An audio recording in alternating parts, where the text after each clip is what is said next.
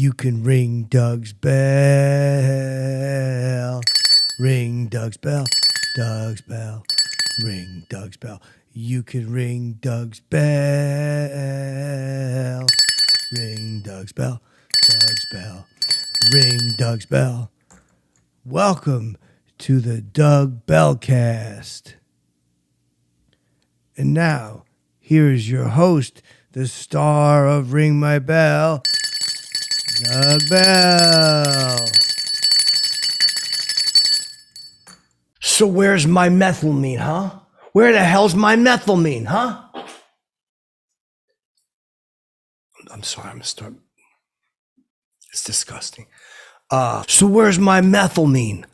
Someone's got my methylamine. We got to get the methylamine. Who's got it? Do you got it? Do you? Maybe you over there know where it is. It's pretty intense, right? Boom. Opening scene. I had a good talk with Bryan Cranston. And I got a great idea for a new show. Breaking Bell. Breaking Bell. Who's got my methylamine, huh? Who's got my methylamine? Do you got it? Maybe you got it over there. How about you in the back? Do you got it? It's pretty intense, right? Picture it. Breaking Bell. Breaking all the rules. I love the idea of doing it. I think it's such a great like a great idea for a show where like RJ is it Mitte played Flynn. I always thought it was a cool character. I thought they should have used him for more, given him like a bigger role, like as an assistant drug dealer or something. But I know he wants to do like a spin-off series, but I think like Breaking Bell, like what I learned from Walter's mistakes, would be such a cool show. I've been talking to people about that, and he seems like he's into it because I seen him outside of Mini Mall in San Bernardino. I walk over to him. I'm like RJ, seen all your shows, but I start quoting the thing. You know, I had the hat too, so I pulled the hat off. I go, I'm the danger here. I'm the danger. You know, he's like, that's good, dude. So I think that like me and him could do something. Like I think it'd be such a cool thing to do. Would be like Breaking Bell, like where he's Walter's son, and like maybe like Walter didn't actually die. He got shot, but he made it, and they didn't show that he made it. And because Flinny is mad about Uncle Hank, he comes over. I told him all this. I'm like, maybe your Walter White is like counseling Bell, Breaking Bell, like, but he survived the gunshot. So I don't know. We'll see. It's not a bad idea. He seemed into it. It was raining. He had to jump in a car, but I told him me and him, he'd have a cool part in it. Like he could be like my arch nemesis. And he's doing it like because he's so mad about Uncle Hank, but he likes, it'd be so cool. Me and like, because Bryan Cranston I met, I went to the premiere of The Upside, the wheelchair movie. I didn't like it.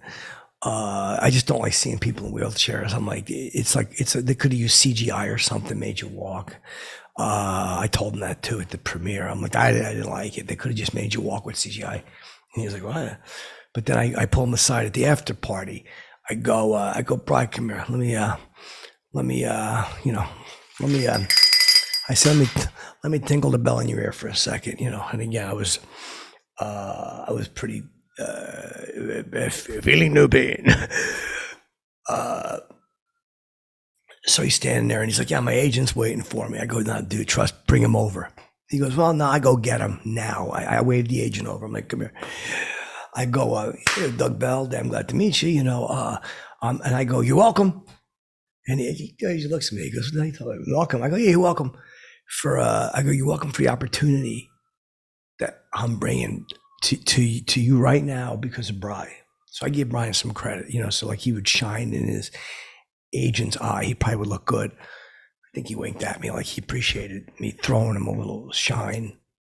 But I started telling him the idea that I had because I had seen RJ, and I go, dude, and I go, Bryan, Flinny as like the bad guy, and like maybe you survived it,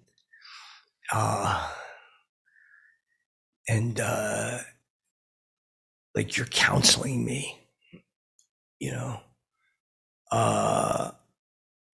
I'm like, we could even make it like where Gus survived the explosion because you never seen him after. So I'm like, so maybe he's like on like getting healthy somewhere, and I go, maybe me and you could team up. I'm like, I'm your protege. And RJ might, or is it Mitte? I never know what to say. So I just call him RJ. He's on the other side, and I said all this to him. And I even had the hat with me, and I go, and we'll see about getting my methylene. And he was like a little, like, when I said that to him, he went, oh, all right, I see this guy's got something, I want to know more. And I told him, like, I said, I don't want to have the twins in it because it's like, I don't want it to feel like Breaking Bad. I don't want it to feel like it's a copy of Breaking Bad. I want it to feel different. So I said, we'll do we'll have other assassins, like just other killers. I even said, like, how about like dwarves, like as killers? I think that'd be so cool. 2 deadly dwarves. And like people don't expect them to be such killers because they're not tall, but it turns out like they're just as deadly with a gun, something like that, But at the bell thing, because he likes that bell, that scene, I was like, hey, what? I said, but it won't be the guy in the wheelchair ringing the bell. It'll be Bell ringing the bell, and that will mean like something's got to happen. Like, where's my methylene? You got it. How about you in the back over there? And and he's looking. He's kind of like he's texting, right? So I think that he's probably telling someone like, get down here, you got to hear this. But it was cool. He was a nice guy too. I told him I just didn't like the upside because like I like Kev too. Kev Hart's a good kid, but I just didn't like anything when someone doesn't have to be in a wheelchair. I'm like, he's like, yeah, but it was kind of based on a true story. He got like a little annoyed at me, and I go, whoa, so what? So what? Just fix it. Make it a happy story, because in Breaking Bell, there's not gonna be any cancer. I told him I didn't like the cancer stuff. I should probably had a little bit more than I should have, a little bit more to drink. And I go, I didn't like the cancer stuff. You're making fun of cancer. And then the agent goes, whoa. I go, hey, simmer down, compadre. Simmer down, compadre. He knows what he did with the cancer jokes. And Bryan's like, oh, no, I didn't I got a little mad about that. Like, I was like, you shouldn't be making fun of cancer, right? That wasn't nice. And I told him that. And the agent tried piping up. Whoa. Take a seat, buckaroo. I almost got into it with him, but I didn't want to fight at the after party. And then Bryan's like, could you excuse us? We'll be back in a minute. So I stood there at the buffet. It had to be an hour and 40 minutes waiting. He didn't come back. So I think that he probably was telling somebody the idea. So I'm hoping they don't steal it. That's what I'm trying to tell you. I hope they don't steal my idea because it's a pretty damn good idea. I told, I know. I told him, I said, I'm not going to have like a traditional wife. I said, because that's too like 2017. I said 2015, whatever. I go, we're going to have like a multiracial family. I go, like, my wife will be like Octavia Spencer. Like, she'll do it. I know she'll do it. She'll go crazy when she sees the script. Because I like her. She's a good actress. She was in a Help, and I told her when I seen her, I told her, I go, that movie was really sad. And I go, racism is so bad. And she was like, yeah, no, I know it is. I even hit the thing. I'm like, racism is really bad. We got to stop it. Right. And she was kind of like down with it. You know, she understood. And I told her, like, when you made that shit in the pie, I go, when you made a shit in that white lady's pie, I told her I said, I busted a gut and fell on the floor. And she was like, oh, thank you. I go, no. I go, thank you for doing it, for striking that blow. But I think she'd be really cool, kind of sassy as my wife. You know what I mean? I'm out doing stuff with the methylamine. I come back and it turns out my ladder is like, you know, in the yard, I got to bring the ladder. And there's so many funny ideas. I just got to get Vinny Gilligan. Vinny Gilligan's a good guy. He's a good writer. I sent an email to a friend of mine who knows Vinny Gilligan. And I said, send him on, tell him it's Bell. Tell him, tell him Bryan and I talked, I got RJ on board. And I'm sure Octavia will do it. I don't know her. I just met her. I actually met her in the emergency room when I first pitch. She seemed like a little distracted. And I finally said to her, like, whoa, wait, I'm trying to talk to you here. And I think that someone in her family had like an accident, a car accident. So they were in a hospital, in an emergency room. And they were having their leg fixed up or whatever. So she was like a little distracted. And I kind of felt bad because I got like really like, I was like, well, I'm trying to talk to you. This is a pitch. I was like, hey, I'm trying to talk to you and give you compliments. You know, you too good for Bell? Took the bell. Yeah, you know. And the nurse come over and she's like, you gotta stop with the bell. A lot of people don't like the bell because they're afraid it's gonna rally everybody. They're afraid it's gonna get like a whole group of like people. But I think breaking Bell is a great idea. And RJ's a good kid too.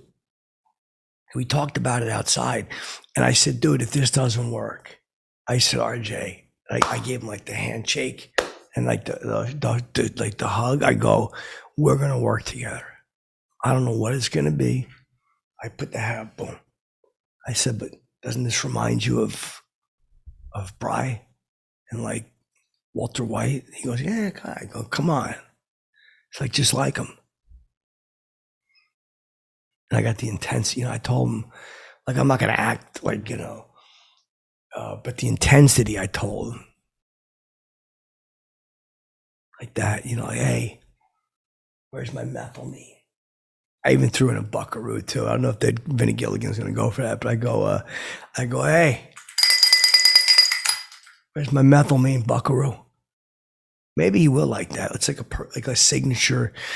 It's a Bellism. That's what I do. It's a Bellism. So we'll see what happens. I hope that the lady who played Skylar isn't hurt, that I'm writing her out. But I think Octavia Spencer would be so good in that. And Flynn is the bad guy, and maybe Gus as the rival.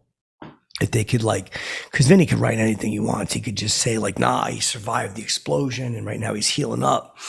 And I'm sure he would love to do it because he's got the other thing. And yes, true too. Robbie Odenkirk. Hope he's doing good. He's a good guy. Everybody get out your belts for Robbie Odenkirk. I would love to have him